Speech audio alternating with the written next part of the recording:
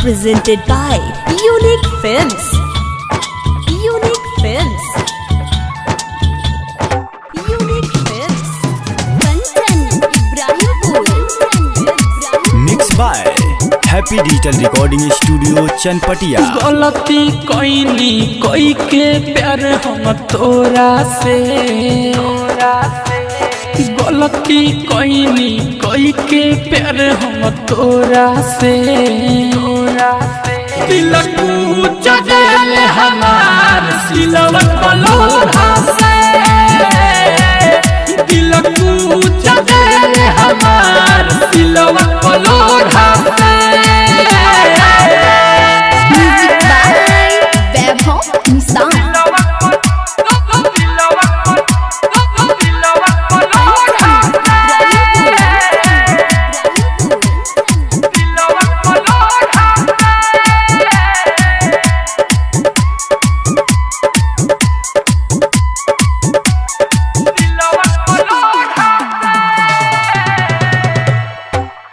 दिल जैसे पी साला रे, बुझे केते गरम मसाला रे, दिलवा के भीतरी उठता लहरिया मरचा जैसे भाला रे।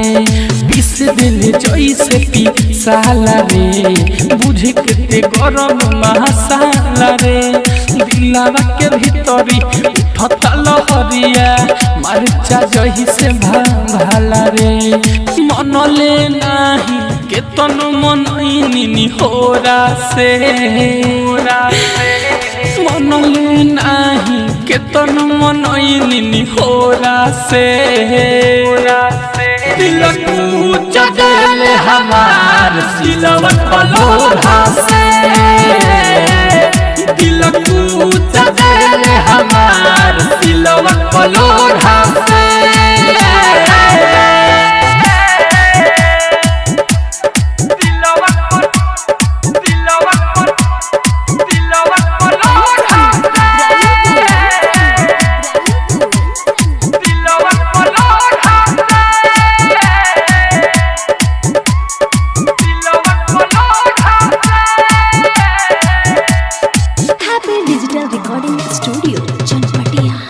कोई दिल जिंदगी ते झंडरे, रोवता रे उज्जवला नंद रे, हमारा से दिलवा काहे ते लगइले जब रहल बीबी पसंद रे।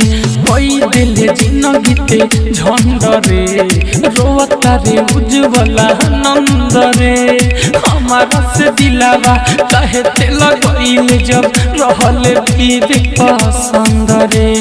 दोनों नयनवा भीग जाता मोरा लोरा से, दोनों नयनवा भीग जाता मोरा लोरा से,